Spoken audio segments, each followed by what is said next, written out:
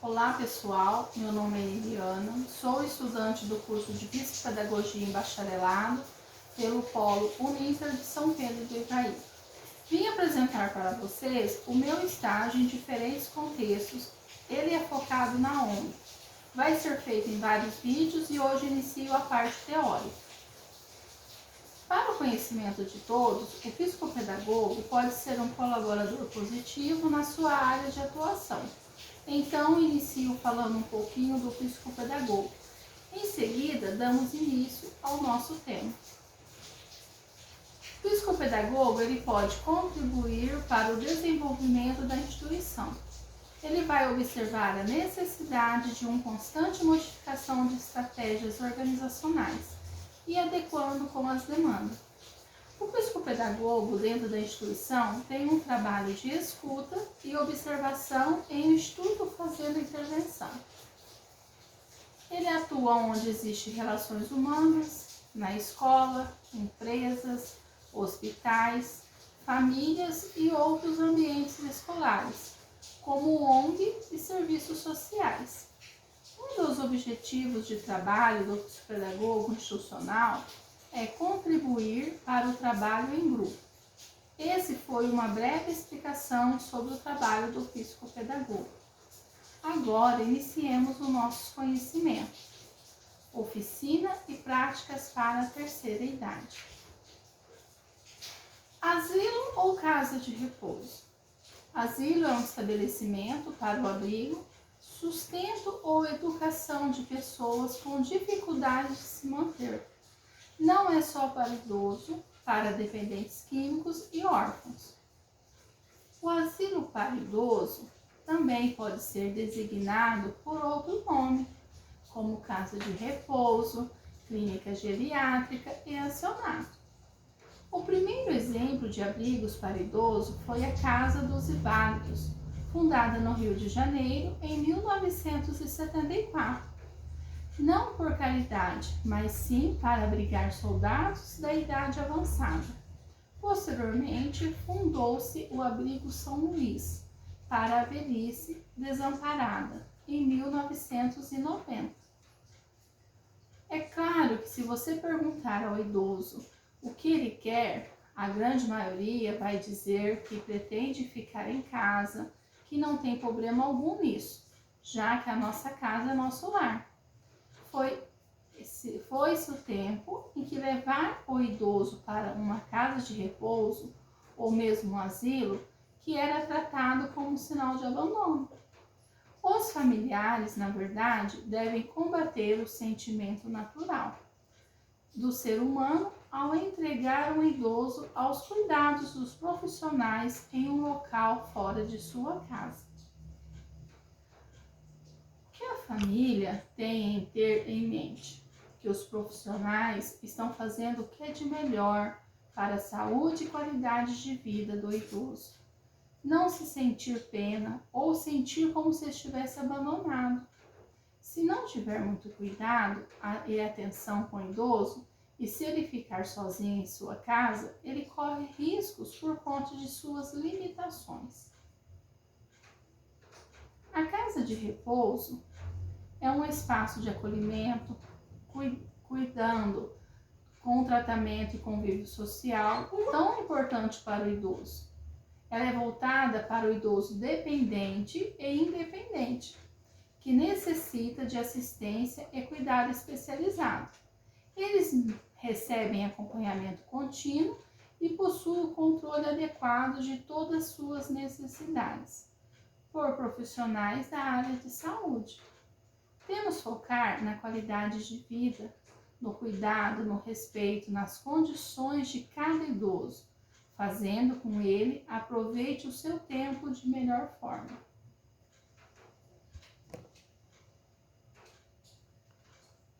Não é porque o sujeito chegou na velhice que não há mais nada para aprender.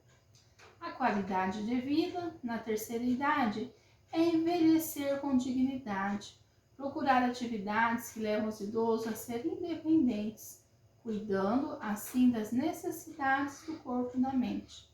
Com isso, ele busca uma melhor qualidade de vida. Podemos associar a qualidade de vida do idoso ao equilíbrio emocional, boa saúde, hábitos saudáveis e outros fatores.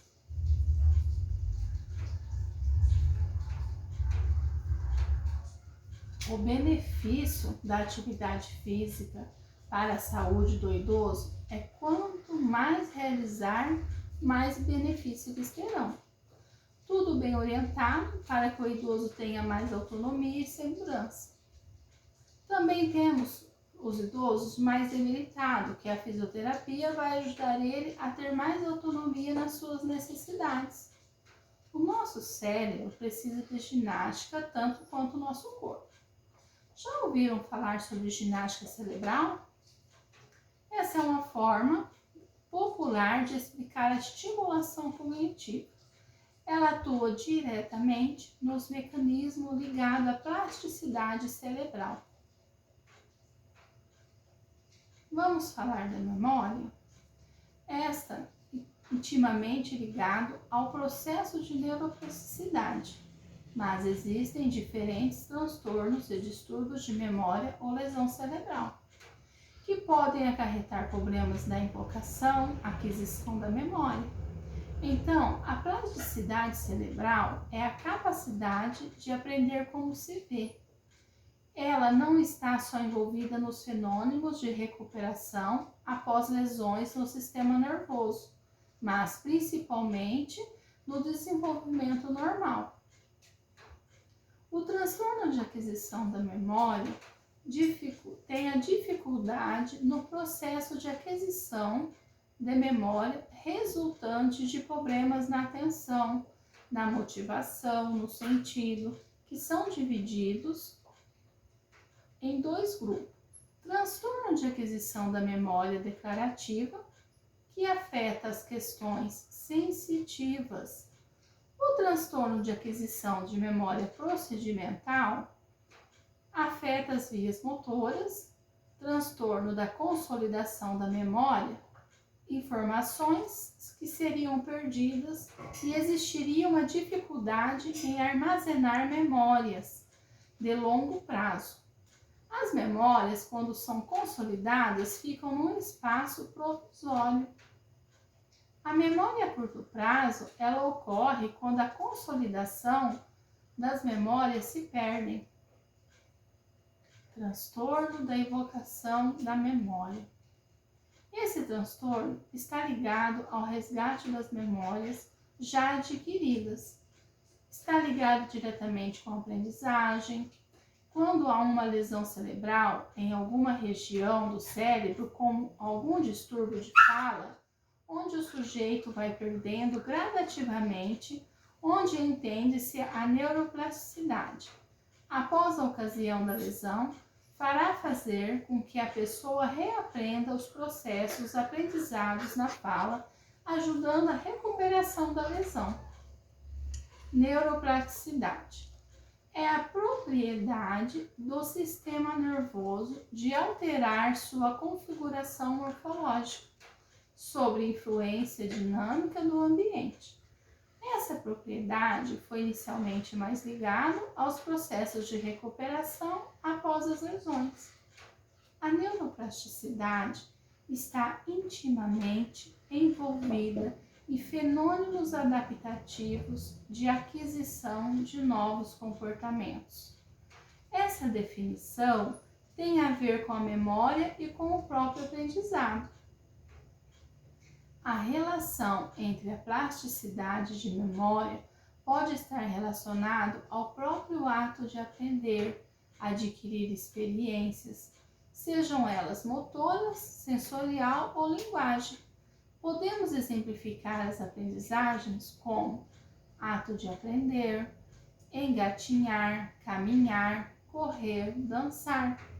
As aprendizagens pelo desenvolvimento de áreas cortiais, como identificar as diferentes variações da mesma sensação, ter noção adequada do esquema corporal com sua idade, reconhecer imagens, reconhecer sons, as aprendizagens da função da linguagem tanto oral quanto escrita ou gestual, uma criança com neuroplasticidade mal trabalhada, futuramente, na sua idade mais tardia, ela pode ter Alzheimer. O Alzheimer é uma doença afetada pela idade de diversos comprometimentos cognitivos. Vale lembrar que os comprometimentos da saúde são natural nessa fase da vida. Inclusive que a queda de funções, a doença Alzheimer é uma condição degenerativa que acarreta a morte dos neurônios, vai comprometer todas as funções cognitivas, inclusive a memória. Muitos idosos que convivem com suas famílias e netos têm um convívio harmonioso. Pode ser um viúvo, uma viúva, até mesmo quando é confirmado o Alzheimer, eles passam a viver um luto, dando início a uma internação numa casa de repouso, com associações de outras doenças que acontecem na terceira idade, testando diabetes, doenças cardiovasculares, hiperglicemia. Também retrata fatores como idade baixa de escolaridade, alterações genéticas, depressão. E tudo isso pode ter ligação com o Alzheimer. As funções cognitivas são responsáveis pelo trabalho e pela execução da atividade cotidiana.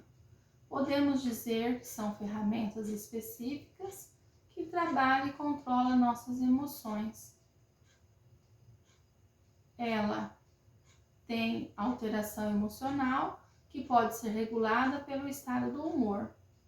Ela divide em 3 grupos: autocontrole, memória de trabalho e flexibilidade.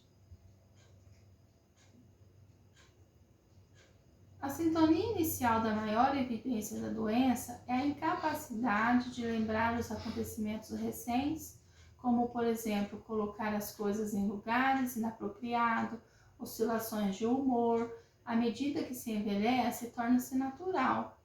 Comprometimento de várias funções, inclusive as cognitivas.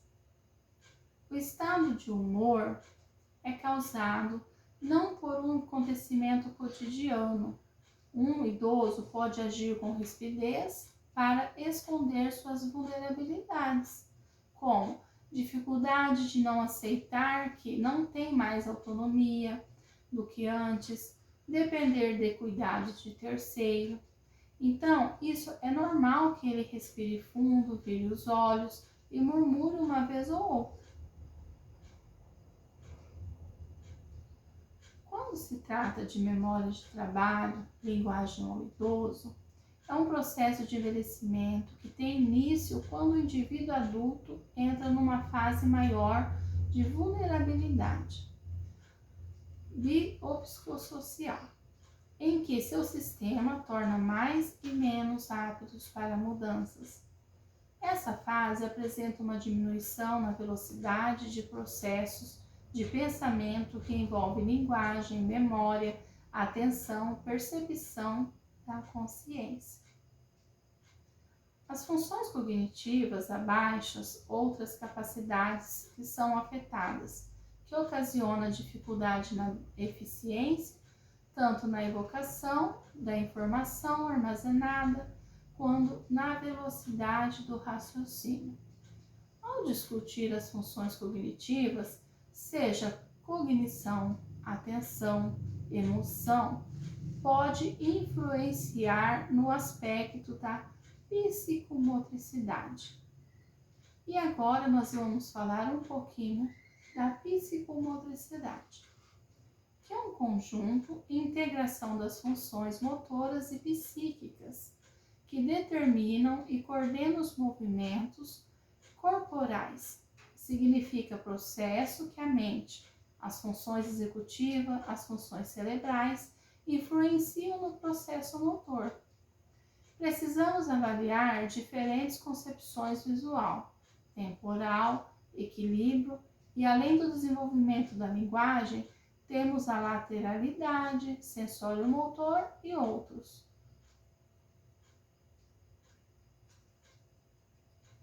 A percepção visual vai de encontro com a leitura com os olhos.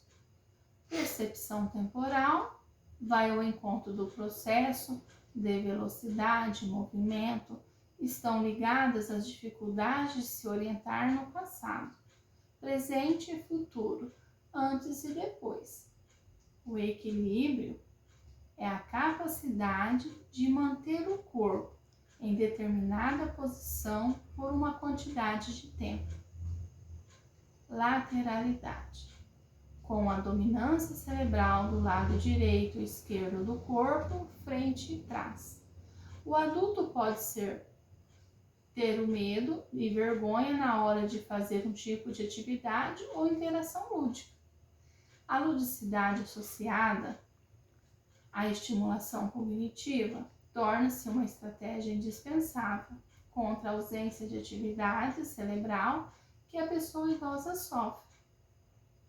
Objetivo com a estimulação cognitiva é recuperar as funções cognitivas comprometidas, estimular as áreas perdidas, ampliar os ângulos motores da pessoa idosa. O estímulo visual é através de desenhos, pinturas, que possibilita a pessoa idosa a raciocinar com isso, elevando sua autoestima. As práticas lúdicas são organizadas por meio de jogos, brincadeiras, dinâmicas, brinquedos educativos, música, leitura e outras atividades que tenham o intuito de diversão e o lazer do objetivo terapêutico. Para podermos fazer um bom trabalho, que devemos deixar o idoso bem à vontade, não tenha momento de estresse durante as realizações das oficinas. Esse esforço que o idoso empenha é essencial para a melhor qualidade de vida, visto que essa aspiração impulsiona o desejo e, quando deseja, existe uma aceitação à metodologia de trabalho, possibilitando melhores resultados. Finalizo esse encontro de hoje com o poema de Melo. Vamos andando, Leonardo, tu vais de estrela na mão, tu vais levando o perdão, tu vais plantando ternuras na madrugada do chão. Meu companheiro menino, neste reino serás homem, um homem como teu pai, mas leva contigo a infância como uma rosa de flama, ardendo no coração, porque da infância, Leonardo, que o mundo tem precisão. Melo, 2011.